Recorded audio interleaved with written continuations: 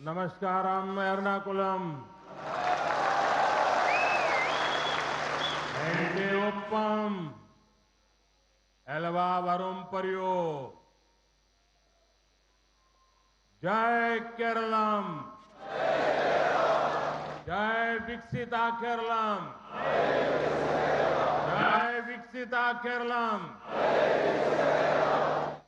Ende Suhrutagade.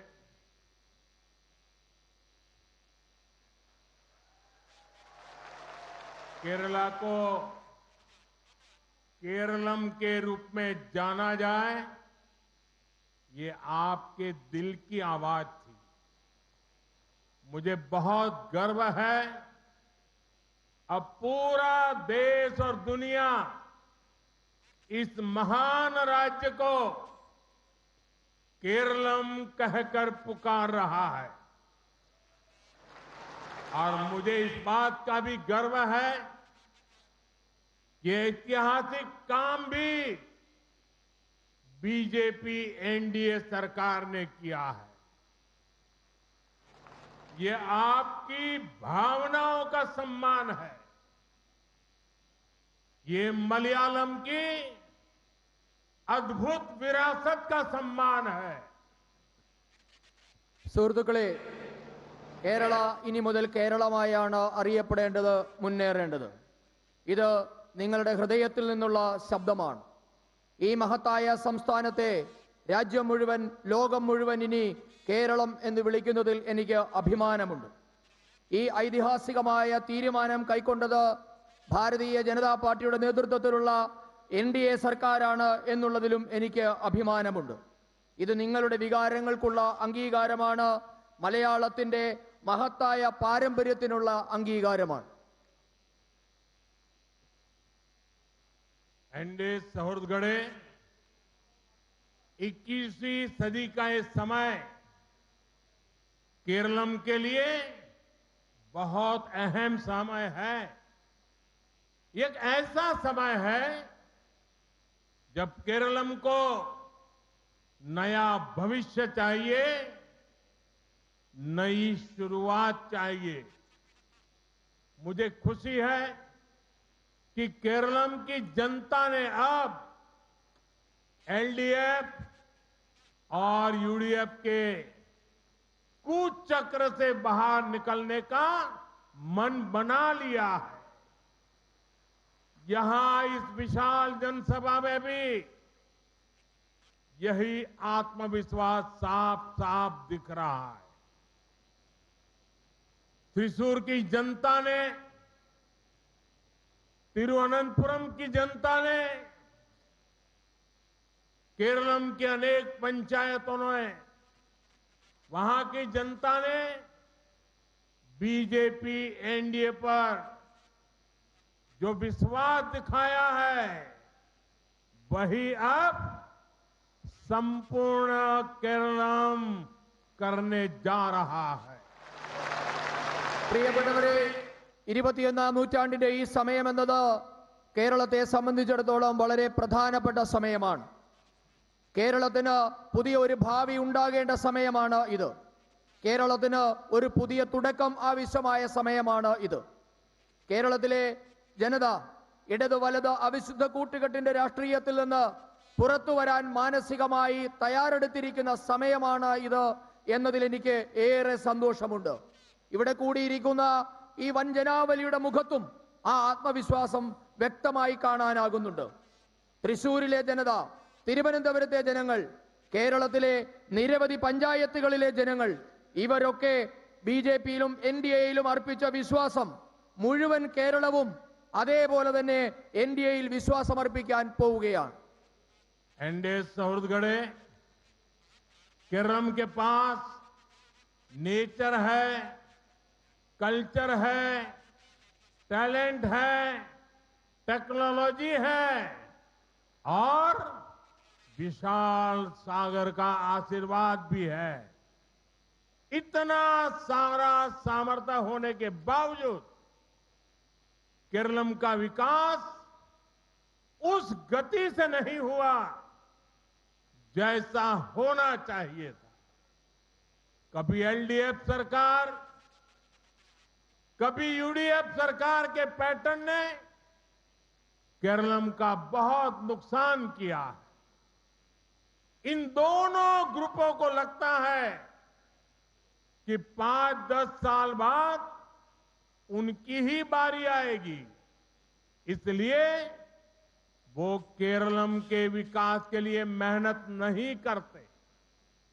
यही pattern Keralam में corruption का कारण है, इसलिए यहां डेवलपमेंट के प्रोजेक्ट रोके जाते हैं। പ്രിയപ്പെട്ട സുഹൃത്തുക്കളെ, നമ്മുടെ കേരളത്തിന് മനോഹരമായ ഒരു ഭൂപ്രദേശമുണ്ട്, കാലാവസ്ഥയുണ്ട്, മഹത്തായ സംസ്കാരമുണ്ട്, കഴിവുള്ള ജനതയുണ്ട്, സാങ്കേതിക വിദ്യയിൽ നമ്മൾ അഗ്രഗണ്യരാണ്. നമുക്ക് വിശാലമായ കടൽ തീരം കൊണ്ട് അനുഗ്രഹീതരായ ജനതയാണ് നമ്മൾ. പക്ഷേ ഇത്രയേറെ പ്രത്യേകതകളും കഴിവുകളും ഉണ്ടായിട്ടും കേരളം അർഹിക്കുന്ന തരത്തിലുള്ള വികസനം മാത്രം, കേരളത്തിന് ഉണ്ടാകേണ്ട വികസനം മാത്രം ഇതുവരെ ഉണ്ടായിട്ടില്ല. ഇതിന് കാരണം കേരളം മാറി മാറി ഭരിച്ച രണ്ട് മുന്നണികളുമാണ്. മാറി മാറി ഭരിച്ച ഇടത് വലത് സർക്കാരുകളുടെ നയം മൂലം കേരളത്തിന് വലിയ നഷ്ടമാണ് ഉണ്ടായിട്ടുള്ളത്. 5-10 വർഷം കഴിയുമ്പോൾ ഞങ്ങളുടെ അവസരം വരുമെന്നാണ് രണ്ട് മുന്നണികളും ഒരുപോലെ കരുതുന്നത്. അതുകൊണ്ടാണ് അവർ കേരളത്തിന്റെ വികസനത്തിനായി പ്രയത്നിക്കാൻ തയ്യാറാകാത്തത്. ഈ പാറ്റേൺ കേരളത്തിന്റെ അഴിമതിക്ക് കാരണമാണ്. അതുകൊണ്ട് കേരളത്തിന്റെ വികസന പദ്ധതികൾ തടസ്സപ്പെട്ടിരിക്കുകയാണ്. एनडीए छत्तीसगढ़ केरलम के तेज विकास के लिए इस पैटर्न को तोड़ना जरूरी है। इसलिए इस बार आप यहां बीजेपी एनडीए सरकार बनाइए। आपने कांग्रेस और लेफ्ट को 70 साल से अधिक दिए हैं। अब बीजेपी एनडीए को अगले 5 साल सेवा करने का मौका दीजिए। आपको विकसित केरलम की शानदार झलक दिखने मिलेगी। आपके पास मोदी की गारंटी है। जो अब तक नहीं बदला, अब बदलेगा। अब केरलम आगे बढ़ेगा। मारा तजमारुम इनी केरलम वलारुम। പ്രിയപ്പെട്ടവരെ, കേരളത്തിന്റെ അതിവേഗ വികസനത്തിന് ഈ രണ്ട് മുന്നണികളും മാറി മാറി അധികാരത്തിൽ വരുന്ന രീതി അവസാനിപ്പിക്കേണ്ടതുണ്ട്. അതുകൊണ്ട് ഞാൻ കേരളത്തിലെ ജനങ്ങളോട് അഭ്യർത്ഥിക്കുന്നു, ഇത്തവണ നിങ്ങൾ ഭാരതീയ ജനതാ പാർട്ടി നേതൃത്വം നൽകുന്ന എൻഡിഎ സർക്കാരിനെ അധികാരത്തിലേറ്റണം. ഇടതുപക്ഷത്തിനും കോൺഗ്രസിനും നിങ്ങൾ 70 വർഷത്തിലധികം സമയം നൽകി. അടുത്ത 5 വർഷം ദേശീയ ജനാധിപത്യ സഖ്യത്തിന് അവസരം നൽകിയാൽ വികസിത കേരളം എന്ന അത്ഭുതകരമായ മനോഹരമായ കാഴ്ച നിങ്ങൾക്ക് കാണാൻ സാധിക്കും. ഇത് മോദിയുടെ ഗ്യാരണ്ടിയാണ്. ഇതുവരെ മാറാത്തത് മാറ്റിയതിന് മോദിയുടെ ഗ്യാരണ്ടി നിങ്ങളുടെ മുൻപാകെയുണ്ട്. ഞാൻ നിങ്ങളോട് പറയുന്നു, ഇനി കേരളവും മാറും, മാറാത്തതും മാറും, ഇനി കേരളവും വളരും. एनडीए छत्तीसगढ़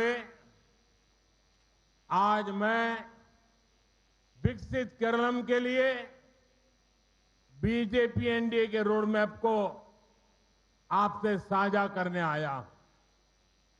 बीजेपी एनडीए का विजन है वेलनेस और टूरिज्म के लिए केरलम फर्स्ट चॉइस हो। वेडिंग डेस्टिनेशन के लिए केरलम फर्स्ट चॉइस हो। कॉन्फ्रेंस के लिए लोग केरलम आए। कंसर्ट के लिए दुनिया केरलम को चुने। इसके लिए जरूरी है केरलम का इंफ्रास्ट्रक्चर आधुनिक हो।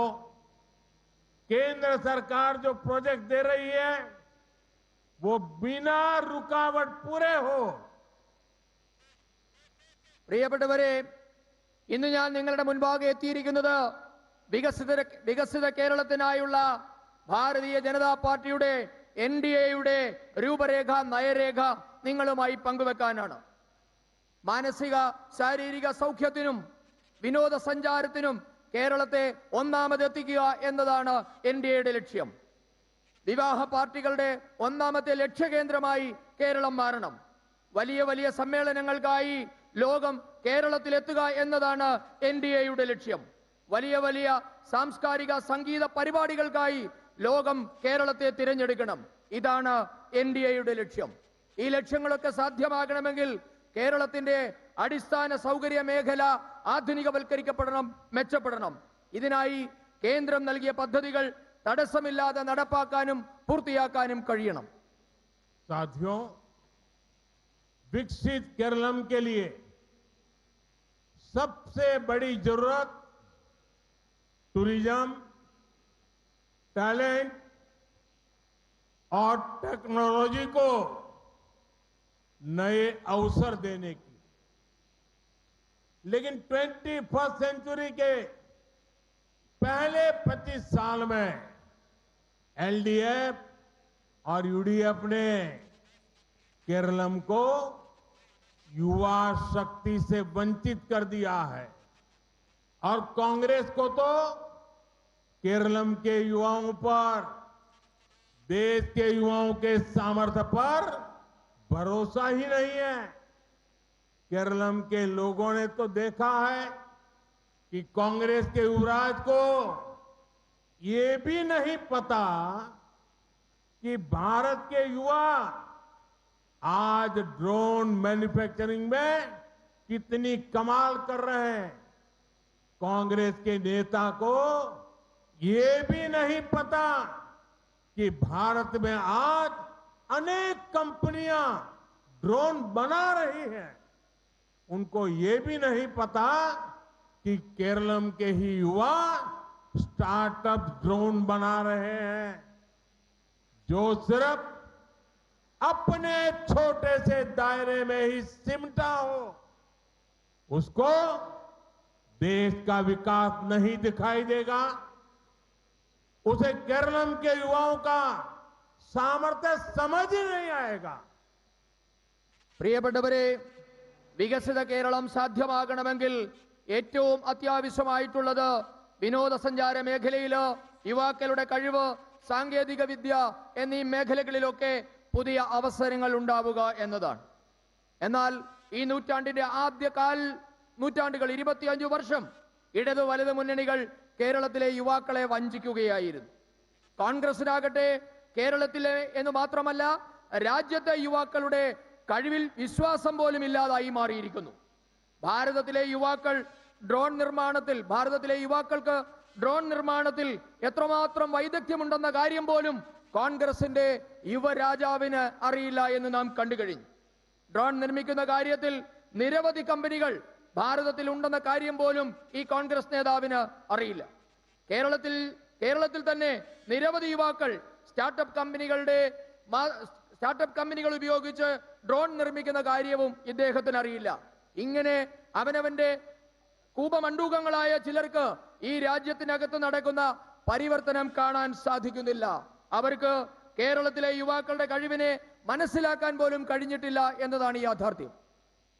एनडीए सुहृदगणे, बीजेपी एनडीए केरलम के टैलेंट के साथ न्याय करके रहेगी। यहां इन्वेस्टमेंट का बेहतर माहौल बनाया जाएगा। Corruption, red tape, land mafia, हड़ताल माफिया, ऐसी हर रुकावट को बीजेपी एनडीए सरकार दूर करेगी। हम केरलम को एआई और फ्यूचर टेक्नोलॉजी का बड़ा हब बनाने के लिए मेहनत करेंगे। हम यहां स्किल डेवलपमेंट के इकोसिस्टम को नए सिरे से विकसित करेंगे।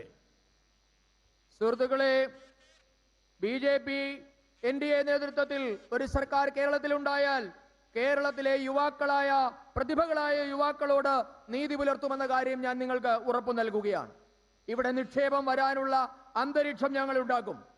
വികസനത്തെ തടസ്സപ്പെടുത്തുന്ന അഴിമതി, ചുവപ്പുനാട, ഭൂമാഫിയ, ഹർത്താൽ മാഫിയ എന്നിവയെല്ലാം NDA സർക്കാർ തുടച്ചു നീക്കും. AI അടക്കമുള്ള ഭാവി സാങ്കേതിക വിദ്യകളുടെ കേന്ദ്രമായി ഞങ്ങൾ കേരളത്തെ മാറ്റും. ഈ കേരളത്തിലെ പ്രതിഭകൾ അവരുടെ കഴിവുകൾ പ്രോത്സാഹിപ്പിക്കപ്പെടുന്ന അന്തരീക്ഷം കേരളത്തിൽ ഉണ്ടാക്കും. NDA सुरतगढ़े फिशरमैन कम्युनिटी का विकास हमारी प्राथमिकता है.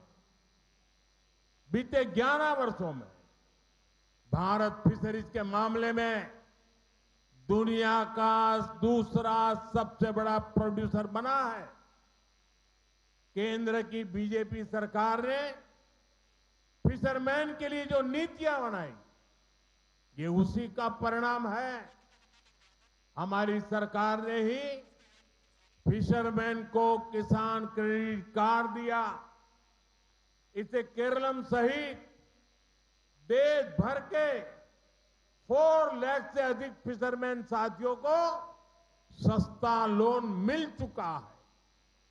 बीजेपी की केंद्र सरकार ने फिशरमैन को 5 लाख रुपए तक का इंश्योरेंस कवरेज दिया है.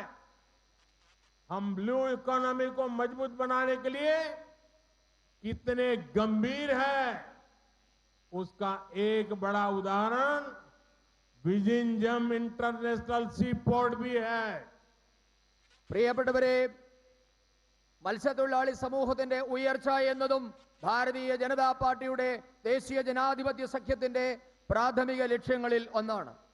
കഴിഞ്ഞ 11 വർഷം കൊണ്ട് ഭാരതം മത്സ്യോൽപാദനത്തിന്റെ കാര്യത്തിൽ ലോകത്തിലെ 2ാമത്തെ രാജ്യമായി മാറിയിരിക്കുന്നു. കേന്ദ്രത്തിലെ BJP സർക്കാർ മത്സ്യത്തൊഴിലാളികൾക്കായി നടപ്പാക്കിയ പദ്ധതികളുടെ നേട്ടമാണ് ഇത്.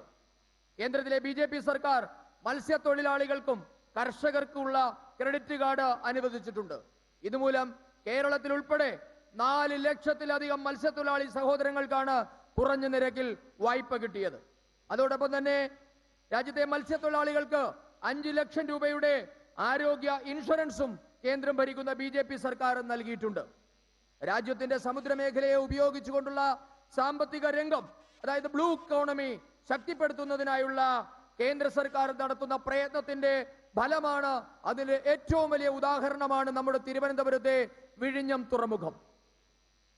NDA सुरतगढ़े मैं एक और विषय पर आज आपसे चर्चा करना चाहता हूं. गल्फ में, वेस्ट एशिया में जो कुछ हो रहा है उससे आप सभी का चिंतित होना बहुत स्वाभाविक है.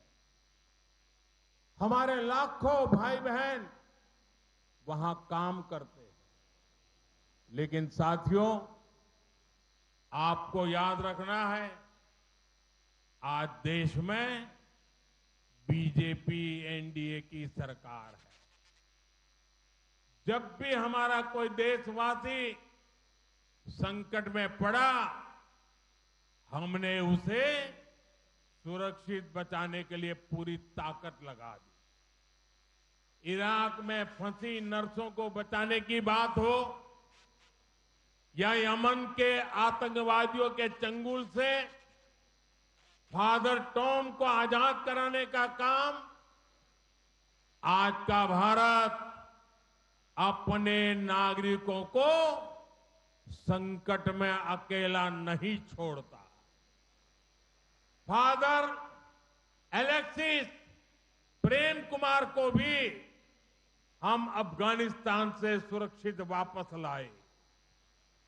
आज भी हमारा प्रयास है कि युद्ध के हालत में फंसे भारतीयों को सुरक्षा मिले, हर संभव सुविधा मिले. പ്രിയപ്പെട്ടവരെ, മറ്റൊരു വിഷയം കൂടി നിങ്ങളോട് ചർച്ച ചെയ്യാൻ ഞാനിപ്പോൾ ആഗ്രഹിക്കുകയാണ്. അത് നമ്മുടെ പ്രവാസി സഹോദരങ്ങളെ കുറിച്ചാണ്. ഇപ്പോൾ പശ്ചിമേഷ്യയിൽ, ഗൾഫ് രാജ്യങ്ങളിൽ ഇപ്പോൾ നടന്നുകൊണ്ടിരിക്കുന്ന യുദ്ധസമാനമായ സാഹചര്യത്തിൽ അവിടെ നടന്നുകൊണ്ടിരിക്കുന്ന കാര്യങ്ങളിലൊക്കെ നിങ്ങൾക്ക് ആശങ്ക ഉണ്ടാവുക സ്വാഭാവികമാണ്. കാരണം നമ്മുടെ ലക്ഷക്കണക്കിന് സഹോദരീ സഹോദരന്മാരാണ് അവിടെ ജോലി ചെയ്യുന്നത്. എന്നാൽ നിങ്ങൾ ഒരു കാര്യം ഓർക്കണം, ഇന്ന് രാജ്യം ഭരിക്കുന്നത് ഭാരതീയ ജനതാ പാർട്ടി നേതൃത്വം നൽകുന്ന ദേശീയ ജനാധിപത്യ സഖ്യമാണ്.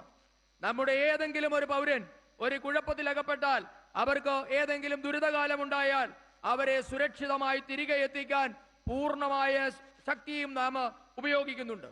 അത് ഇറാഖിൽ അകപ്പെട്ട നേഴ്സുമാരെ രക്ഷിക്കുന്ന കാര്യത്തിലായാലും യമനിൽ തീവ്രവാദിയുടെ പിടിയിൽ നിന്ന് ഫാദർ ടോം ഉഴുന്നാലിനെ മോചിപ്പിക്കുന്ന കാര്യത്തിലായാലും ഭാരതത്തിന്റെ ഒരു പൗരനെയും അവരുടെ കഷ്ടകാലത്ത് ഉപേക്ഷിക്കുന്ന ഭാരതമല്ല എന്നുള്ളത്.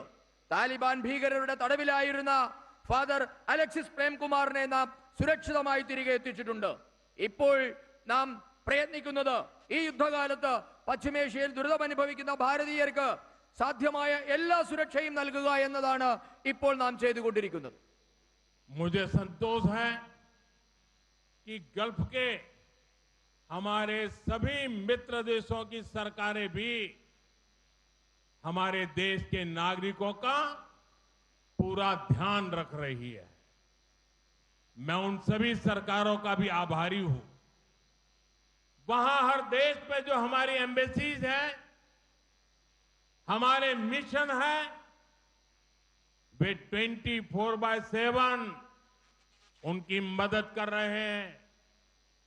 किसी को भी खाना पीना चाहिए, मेडिकल हेल्प चाहिए, रहने के लिए हेल्प चाहिए, कानूनी सहायता चाहिए, ये सब सुनिश्चित किया जा रहा है.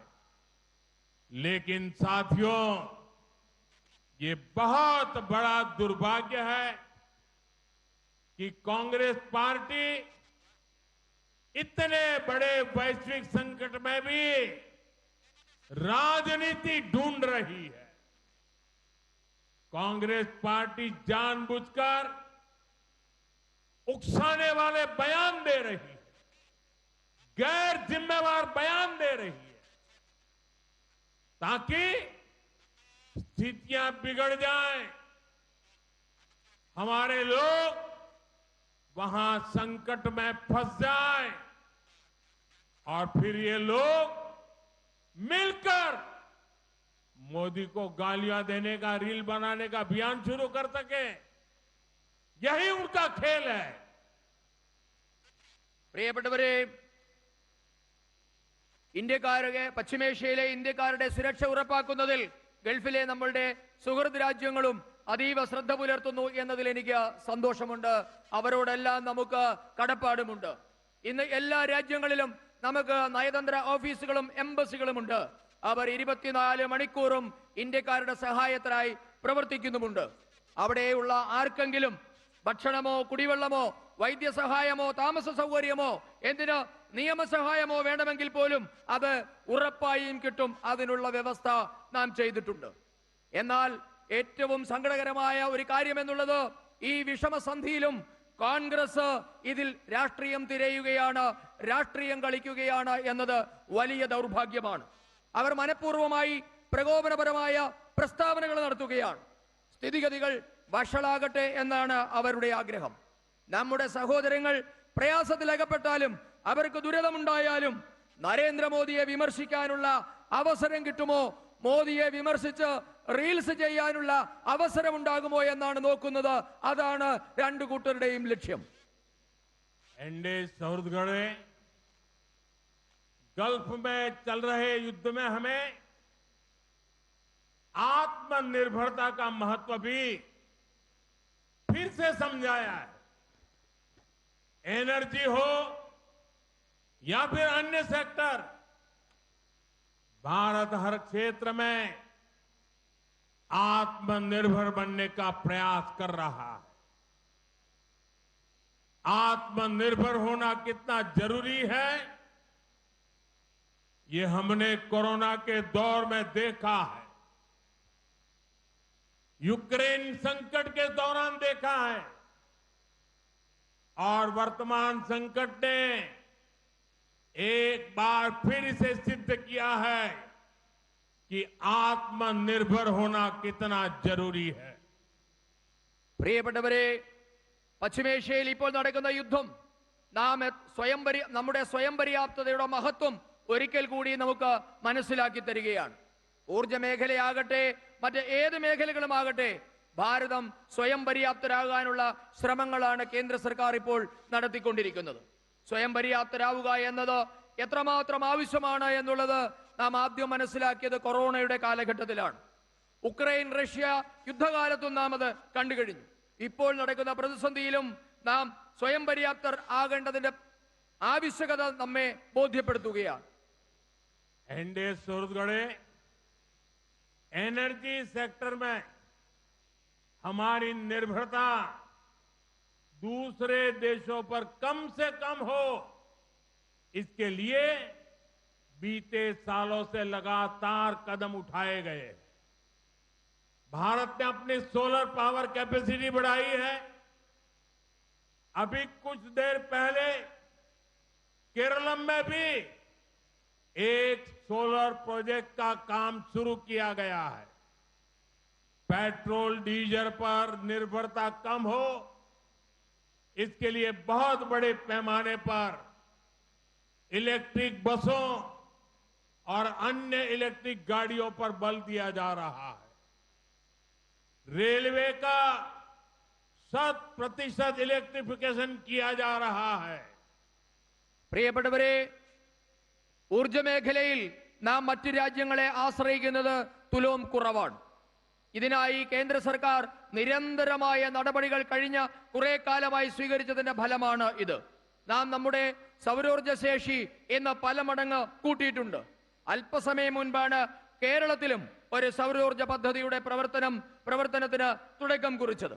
എന്നാൽ പെട്രോൾ ഡീസൽ മേഖലയിൽ നമ്മുടെ സ്വയം പര്യാപ്തത അല്പം കുറവാണെങ്കിലും നാം ഇന്ന് ഇലക്ട്രിക് ബസ്സുകളും മറ്റു വാഹനങ്ങളും വലിയ തോതിൽ നിരത്തിലിറക്കി അതിനെ മറികടക്കുകയാണ്. നാം ഇലക്ട്രിക് ബസ്സുകളെ പ്രോത്സാഹിപ്പിക്കുകയാണ്.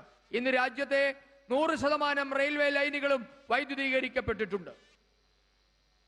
एनडीए सुहृदगणे एक तरफ बीजेपी एनडीए देश को आत्मनिर्भर बनाने के लिए अनेकविध काम कर रही है, वहीं दूसरी तरफ कांग्रेस और लेफ्ट के लोग आत्मनिर्भर भारत अभियान का मजाक उड़ाने में ही जुटे रहते हैं। कांग्रेस और लेफ्ट ने मिलकर सरकारें चलाई है। इन्होंने देश को विदेशों पर ज्यादा से ज्यादा निर्भर ही बनाया है। और आज देखिए, ये लोग मिलकर अफवाहें फैलाने में जुटे हैं। आज युद्ध के समय, इस समय में भी कांग्रेस लेफ्ट और उसका इकोसिस्टम देश में पैनिक क्रिएट करने में, भय पैदा करने में पूरी ताकत खपा रहे हैं। मैं देशवासियों को कहूंगा, कांग्रेस लेफ्ट और इनके इकोसिस्टम द्वारा फैलाई जा रही अफवाहों से सतर्क रहे, सावधान रहे। പ്രിയപ്പെട്ടവരെ, ഒരു വശത്ത് നമ്മുടെ രാജ്യത്തെ സ്വയം പര്യാപ്തമാക്കാൻ ഭാരതീയ ജനതാ പാർട്ടിയുടെ നേതൃത്വത്തിൽ ദേശീയ ജനാധിപത്യ സഖ്യം എൻഡിഎ കഠിനമായി പരിശ്രമിക്കുമ്പോൾ, അതിനായി നിരവധി നടപടികൾ കൈക്കൊള്ളുമ്പോൾ, മറുവശത്ത് കോൺഗ്രസും ഇടതുപക്ഷവും ആത്മനിർഭർ ശ്രമങ്ങളെ ഇന്ന് പരിഹസിക്കുകയാണ്. കോൺഗ്രസും ഇടതുപക്ഷവും ചേർന്ന് നമ്മുടെ രാജ്യം ഭരിച്ചിട്ടുണ്ട്. അന്ന് കൂടുതലായി വിദേശങ്ങളെ ആശ്രയിക്കുന്ന തരത്തിലുള്ള പദ്ധതികളാണ് അന്ന് അവർ നടപ്പാക്കിയത്. എന്നിട്ട് ഇപ്പോൾ അവർ നമുക്കെതിരെ അപവാദ പ്രചരണത്തിൽ ഏർപ്പെട്ടിരിക്കുകയാണ്. യുദ്ധത്തിന്റെ ഈ സമയത്ത് പോലും രാജ്യത്ത് ആശങ്ക പടർത്താനാണ് കോൺഗ്രസ് ഇടത് സംവിധാനങ്ങൾ, അവരുടെ ബുദ്ധി കേന്ദ്രങ്ങൾ ശ്രമിച്ചുകൊണ്ടിരിക്കുന്നത്. ഞാൻ ഈ രാജ്യത്തെ ജനങ്ങളോട് പറയുന്നു, കോൺഗ്രസും ഇടതു പാർട്ടികളും അവരുടെ ബുദ്ധി കേന്ദ്രങ്ങളും പ്രചരിപ്പിക്കുന്ന അപവാദങ്ങളിൽ നിന്ന് നാം അകലം പാലിക്കണം, जागृत पालिकणम। एनडीए सौहृदगणे एलडीएफ हो या फिर यूडीएफ, दोनों के नाम अलग है लेकिन कारनामे एक जैसे ही है। एलडीएफ यूडीएफ करप्शन में पार्टनर है, क्राइम में पार्टनर है, कम्युनलिज्म फैलाने में पार्टनर है, डेवलपमेंट रोकने में पार्टनर है, ये इंडस्ट्री को बर्बाद करने में भी पार्टनर है। പ്രിയപ്പെട്ടവരെ, കേരളത്തില് ഇടതുമുന്നണിയായാലും വലതുമുന്നണിയായാലും അവരുടെ പേരുകൾ കൊണ്ട് അവർ വ്യത്യസ്തരായിരിക്കാം, പക്ഷേ അവരുടെ ചെയ്തികൾ ഒന്നു തന്നെയാണ്. കേരളത്തിലെ ഇടതു വലതു മുന്നണികൾ അഴിമതിയിൽ പങ്കാളികളാണ്, കുറ്റകൃത്യങ്ങളിൽ അവർ പങ്കാളികളാണ്, വർഗീയത പരത്തുന്നതിൽ അവർ കൂട്ടാളികളാണ്, വികസനം തടയുന്ന കാര്യത്തിൽ അവർ പങ്കാളികളാണ്, വ്യവസായം തകർക്കുന്നതിലും ഈ രണ്ട് കൂട്ടരും പങ്കാളികളാണ്. एनडीए सूरतगढ़े यहां जब यूडीएफ की सरकार थी तो सोलर स्कैम की चर्चा होती थी। आज एलडीएफ सत्ता में है तो सीएमआरएल स्कैम छाया हुआ है। सबरीमाला मंदिर की लूट में भी इनकी पार्टनरशिप देखिए। एलडीएफ के लोगों पर गोल्ड की लूट के आरोप है तो यूडीएफ के लोगों पर लूटे हुए गोल्ड को बेचने के आरोप लग रहे हैं। പ്രിയപ്പെട്ടവരെ, കേരളത്തില് UDF ഭരണത്തിലിരുന്നപ്പോൾ, അവർ അധികാരത്തിലിരുന്നപ്പോൾ സോളാർ അഴിമതിയായിരുന്നു ചർച്ചയെങ്കിൽ ഇന്ന് ഇടതുഭരണം CMRL അഴിമതിയുടെ നിഴലിലാണ്. ഇന്ന് CMRL അഴിമതിയാണ് കേരളത്തിൽ ചർച്ച. ശബരിമല സ്വർണ്ണക്കൊള്ളയിൽ ഈ രണ്ട് കൂട്ടരും പങ്കാളികളാണ്. ഇടതു നേതാക്കൾ ആരോപണ വിധേയരായത് സ്വർണ്ണക്കൊള്ളയിലാണ് എങ്കിൽ, ശബരിമലയിൽ നിന്നും സ്വർണം കടത്തിയതിന്റെ പേരിലാണ് എങ്കിൽ, മോഷ്ടിച്ച സ്വർണം വിൽക്കുന്ന കാര്യത്തിൽ, അത് കടത്തിക്കൊണ്ടുപോകുന്ന കാര്യത്തിലാണ് കോൺഗ്രസ് നേതാക്കൾ ആരോപണ വിധേയരായിരിക്കുന്നത്.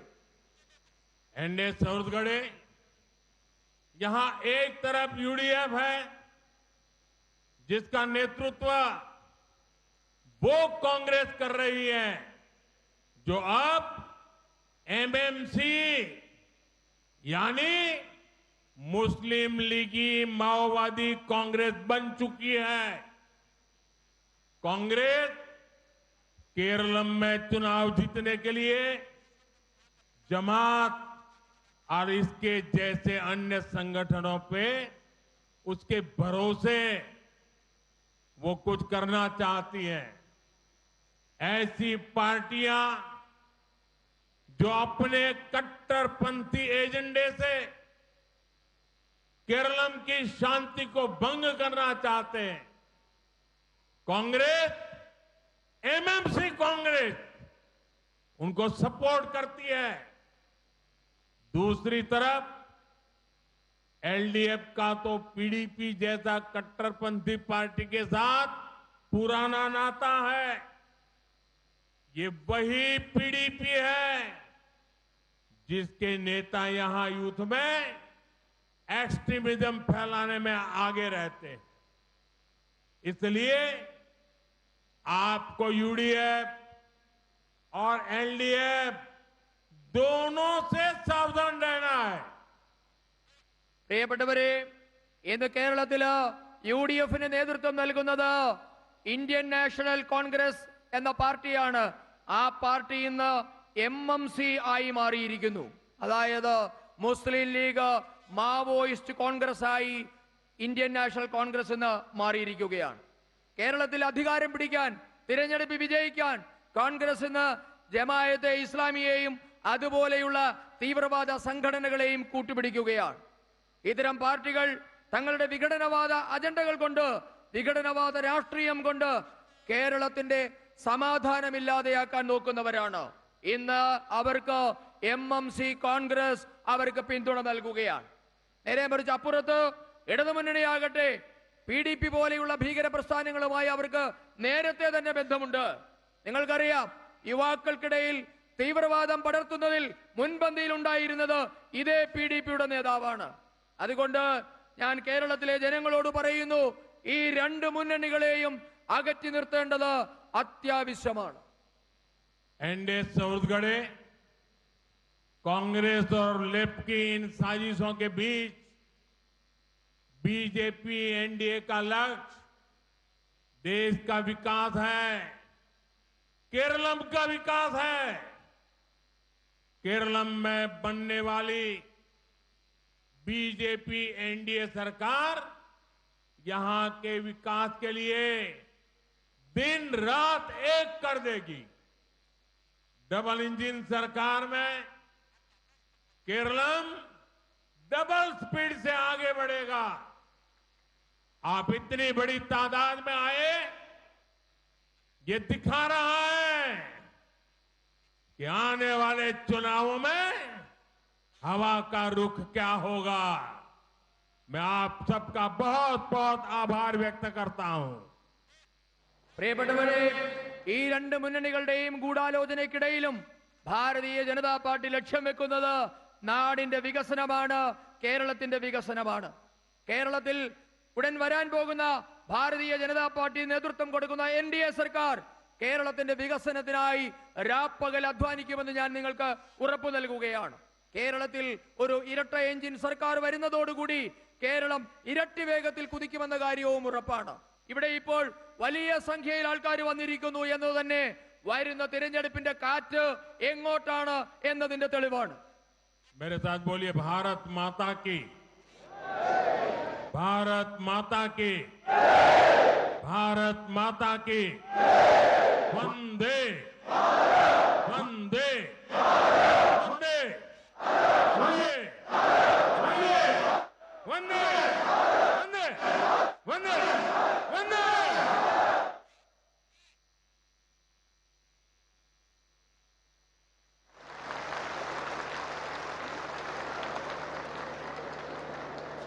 മാറാത്തത് ഇനി മാറും, കേരളം വളരും എന്ന ഉജ്ജ്വലമായ മുദ്രാവാക്യം നമുക്ക് തന്ന നരേന്ദ്രമോദിജിക്ക് ഈ കേരളത്തിന്റെ 1000 നന്ദി, 1000 അഭിവാദ്യങ്ങൾ അർപ്പിക്കുകയാണ്. മോദിജിക്ക് അഭിവാദ്യങ്ങൾ അർപ്പിക്കുകയാണ്. ഈ യോഗത്തിന് നന്ദി രേഖപ്പെടുത്താനായി ബിജെപിയുടെ എറണാകുളം സിറ്റി ജില്ലാ പ്രസിഡന്റ് ശ്രീ KS ഷൈജുവിനെ ക്ഷണിക്കുന്നു.